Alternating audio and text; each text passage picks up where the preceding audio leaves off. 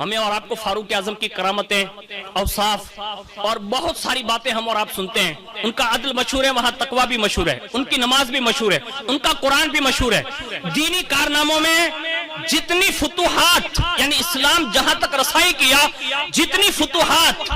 سیدنا فاروق اعظم رضی اللہ تعالیٰ عنہ کے دور میں بڑی جلدی سے جو پھیلی ہے، ہم اس کا اندازہ نہیں لگا سکتے. لیکن ان ساری خوبیوں کے باوجود بھی فاروق اعظم رضی اللہ تعالیٰ عنہ کی ایک خوبی یہ تھی کہ وہ اپنے بیٹوں سے بھی زیادہ رسول اللہ کے بیٹوں سے زیادہ محبت فرماتے تھے. آج ہم جن کے ذکر کی محفل سجا کر بیٹھے ہیں نا، سنیں عمر بن خطاب کے نزدیک ان محفل والے صاحبزادوں کی، یعنی جن کے ذکر سے ہم اور آپ آج تک آشنا ہو رہے ہیں اور آج تک ان کے ذکر کی برکتیں لوٹ رہے ہیں، سنیں وہ فاروق اعظم کی بارگاہ میں آتے تھے تو پھر وہاں کا ماحول کیا ہوتا تھا، وہ سما کیا ہوتا تھا. روایت حضرت عبداللہ ابن عباس سے ہیں، وہ فرماتے ہیں کہ جب خلافت فاروقی میں اللہ تعالیٰ نے صحابہ کے ہاتھوں میں اللہ نے مدائن فتح کیا، یعنی اسلام کو یہ فتح ملی کہ اللہ نے مدائن پر فتح یابی عطا فرمائی اور مال غنیمت مدینہ منورہ میں آیا، اور امیر المؤمنین سیدنا فاروق اعظم نے مسجد نبوی میں چٹائیاں بچھائی، سارا مال غنیمت اس پر ڈھیر کر دیا گیا. صحابہ کرام علیہم رضوان مال لینے کے لیے جمع ہو گئے، اور سب سے پہلے اللہ اکبر، یعنی جب صحابہ مال لینے کے لیے آئے تو سب سے پہلے اس میں جو جس کو اجازتیں ہوتی تھی اور جن کو یہ شرف ملتا تھا، کیونکہ فاروق اعظم کی سختی مشہور تھی اور بڑے جلالی تھے اور جلیل القدر صحابی تھے، تو اللہ اکبر صحابہ میں بھی عمر بن خطاب کی موجودگی میں اگر کوئی کلام سب سے پہلے ہوتا یا کوئی بھی مسئلہ یا کوئی بھی بات ہوتی تو اس میں سب سے پہلے اگر کسی کو بغیر حکم کے بولنے کی اجازت ہوتی تو وہ مولا علی کے لال امام حسن مجتبی کو ہوتی.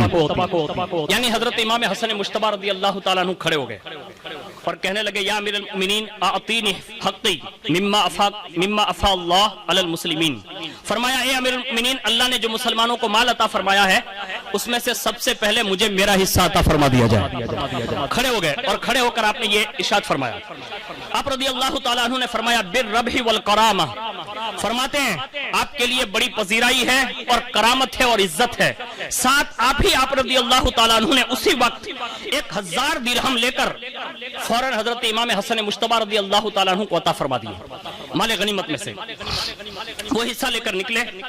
اب جیسے حضرت امام حسن باہر نکلے نا تو سامنے سے حضرت امام حسین رضی اللہ تعالیٰ عنہ تشریف لائے، اور جیسے وہ اندر تشریف لائے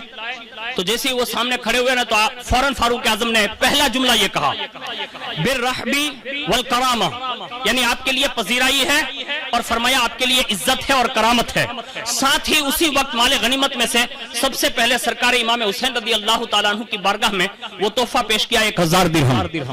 وہ لے کر باہر تشریف لے گئے. اس کے بعد آپ کے بیٹے حضرت سیدنا عبداللہ ابن عمر وہ تشریف لائے،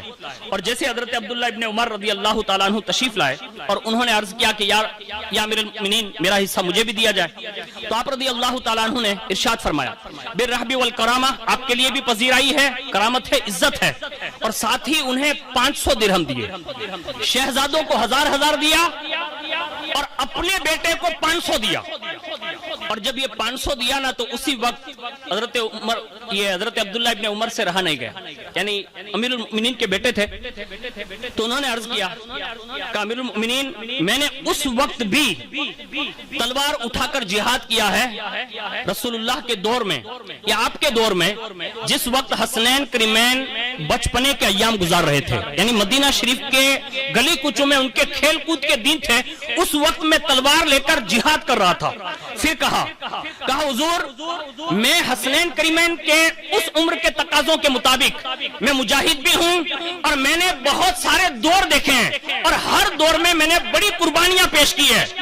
آپ نے صاحبزادوں کو 1000 دیا ہے تو کم از کم ان کی رعایت کرتے ہوئے مجھے بھی 1000 درہم ملنے چاہیے. یہ صرف حضرت عبداللہ ابن عمر کی درخواست تھی، بس اتنا سننا تھا. قربان جائیں حضرت عمر بن خطاب رضی اللہ تعالیٰ عنہ کے عشق اہل بیت پر اسی وقت حضرت عمر بن خطاب رضی اللہ تعالی عنہ نے ارشاد فرمایا بیٹا 1000 درہم چاہتا ہے؟ تو فوراً فرمایا اذهب فأتینی بأبن وأبیہما، پھر فرمایا وأم كأمہما وجد كجدہما وجدۃ كجدتہما وأم كأمہما وخال كخالہما فإنک لا تأتینی بہ، فرمایا اگر تو چاہتا ہے کہ تجھے بھی 1000 درہم ملے تو جا پہلے حسنین کی طرح باپ لے آ۔ پہلا جملہ علی المرتضیٰ کا یہ ہے کہ جا پہلے حسنین جیسا بابا یعنی علی المرتضیٰ لے آ،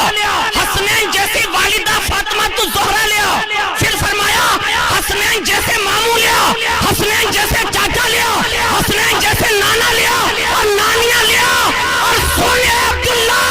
تو کبھی بھی جا کر تلاش کرے گا سب کچھ تو مل سکتا ہے، حسنین جیسا نہ بابا مل سکتا ہے نہ حسنین جیسی ماں مل سکتی ہے۔ اور کائنات نے یہ دیکھا کہ اس وقت لوگوں پر سکتہ طاری ہے،